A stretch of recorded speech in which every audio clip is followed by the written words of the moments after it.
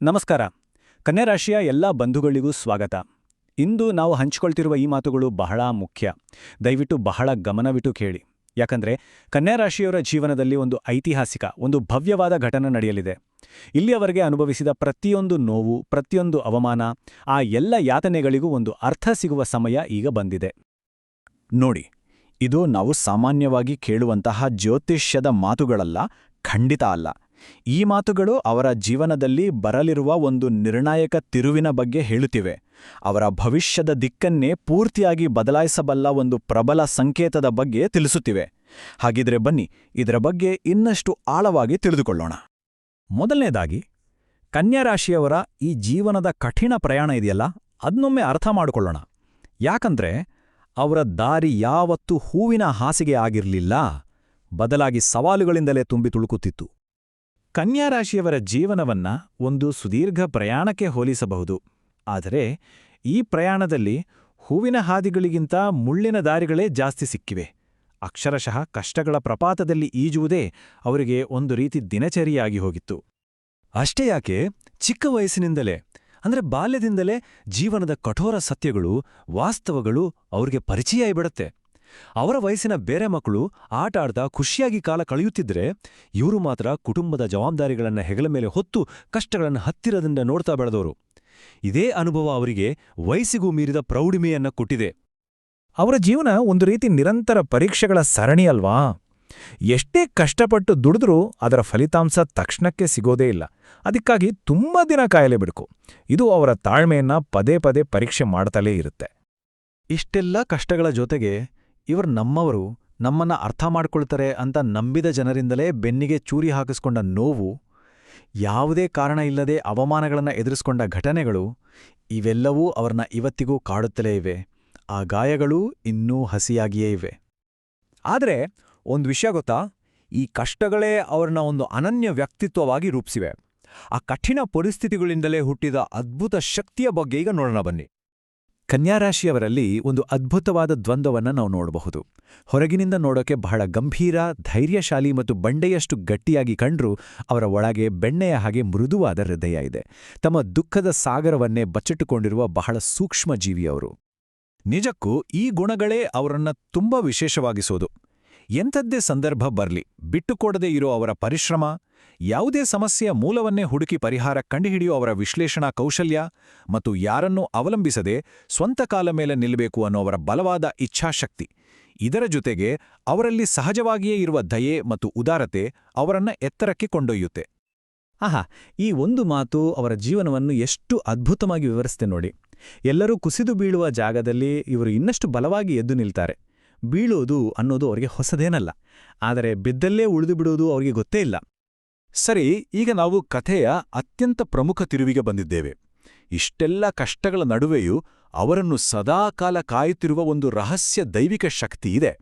ಹೌದು, ಕಣ್ಣಿಗೆ ಕಾಣದ ಒಬ್ಬ ರಕ್ಷಕ ಅವರನ್ನು ಸದಾ ಗಮನಿಸುತ್ತಿದ್ದಾನೆ.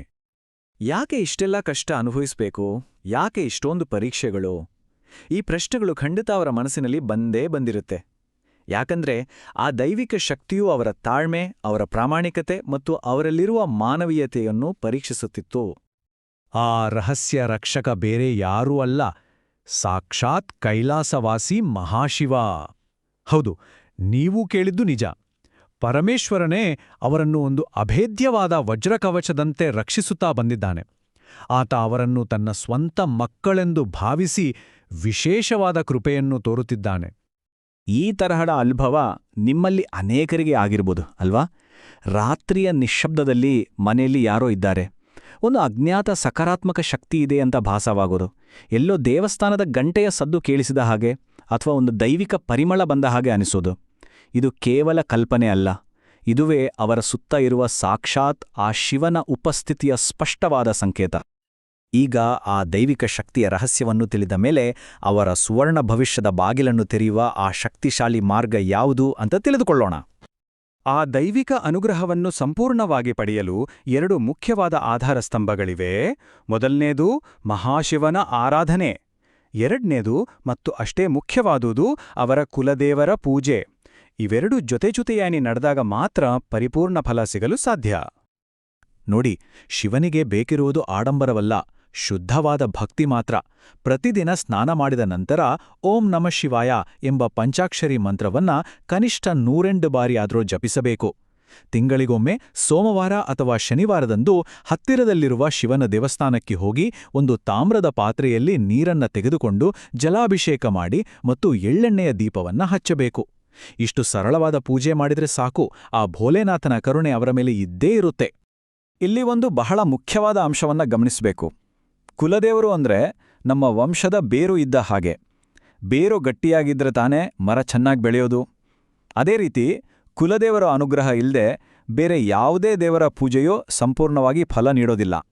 ಹಾಗಾಗಿ ಮೊದಲು ಕುಲದೇವರನ್ನು ಪೂಜಿಸಿ ಅವರ ಅನುಮತಿಯನ್ನು ಪಡೆಯೋದು ಅತ್ಯಂತ ಮುಖ್ಯ. ಈ ದೈವಿಕ ಮಾರ್ಗವನ್ನು ಸರಿಯಾಗಿ ಅನುಸರಿಸಿದಾಗ ಅವರ ಜೀವನದಲ್ಲಿ ಒಂದು ಹೊಸ ಅದ್ಭುತವಾದ ಸುವರ್ಣ ಅಧ್ಯಾಯ ಶುರುವಾಗಲಿದೆ. ಇನ್ನು ಕಷ್ಟದ ದಿನಗಳು ಮುಗಿದು ಒಳ್ಳೆಯ ಕಾಲ ಆರಂಭವಾಗಲಿದೆ. ಅವರ ಜೀವನದ ಪ್ರತಿಯೊಂದು ಕ್ಷೇತ್ರದಲ್ಲೂ ಸಕಾರಾತ್ಮಕ ಬದಲಾವಣೆಗಳು ಕಾಣಸಿಗ್ತವೆ. ಕುಟುಂಬದಲ್ಲಿನ ಜಗಳ, ಮನಸ್ತಾಪಗಳೆಲ್ಲ ದೂರವಾಗಿ ಸಾಮರಸ್ಯ ನೆಲೆಸುತ್ತೆ. ಆರ್ಥಿಕ ಸಮಸ್ಯೆಗಳು ಬಗೆಹರಿದು ಹಣಕಾಸಿನ ಹರಿವು ಹೆಚ್ಚಾಗುತ್ತೆ. ಸಮಾಜದಲ್ಲಿ ಯಶಸ್ಸು, ಗೌರವ ಸಿಗುವುದರ ಜೊತೆಗೆ ಮನಸ್ಸಿಗೆ ನೆಮ್ಮದಿ ಮತ್ತು ಉತ್ತಮ ಆರೋಗ್ಯ ಕೂಡ ಲಭಿಸುತ್ತೆ. ಈ ಬದಲಾವಣೆ ಹೇಗಿರುತ್ತೆ ಅಂದ್ರೆ, ಒಂದು ಕಾಲದಲ್ಲಿ ಅವರನ್ನು ನೋಡಿ ಗೇಲಿ ಮಾಡಿದವರು, ಅಪಹಾಸ್ಯ ಮಾಡಿದವರು ಅವರ ಯಶಸ್ಸನ್ನು ಕಂಡು ಅಸೂಯೆ ಪಡ್ತಾರೆ. ಯಾರು ಅವರ ಪತನವನ್ನು ಬಯಸಿದ್ರೋ ಅವರೇ ಅವರ ಬಳಿ ಸಲಹೆ ಕೇಳಿಕೊಂಡು ಬರುವಂತಹ ದಿನಗಳು ಬರುತ್ತವೆ. ಕಾಲಚಕ್ರ ಪೂರ್ತಿಯಾಗಿ ತಿರುಗಲಿದೆ. ಕೊನೆಯದಾಗಿ ಈ ಮಾತನ್ನು ಯಾವಾಗಲೂ ನೆನಪಿನಲ್ಲಿಡಬೇಕು. ಅವರ ಕುಲದೇವರು ಮತ್ತು ಮಹಾಶಿವನ ಆಶೀರ್ವಾದ ಅವರ ಮೇಲಿದ್ದರೆ ಈ ಇಡೀ ಜಗತ್ತಿನ ಯಾವ ಶಕ್ತಿಯೂ ಅವರನ್ನು ತಡೆಯಲು ಸಾಧ್ಯವಿಲ್ಲ. ಅವರು ಮುಟ್ಟಿದ್ದೆಲ್ಲ ಚಿನ್ನವಾಗುತ್ತದೆ. ಇದು ಅವರ ಭವಿಷ್ಯದ ಭರವಸೆ. ಕನ್ಯಾ ರಾಶಿಯವರ ಜೀವನದಲ್ಲಿ ಎಲ್ಲವೂ ಒಳ್ಳೆಯದಾಗಲಿ. ಓಂ ನಮಃ ಶಿವಾಯ.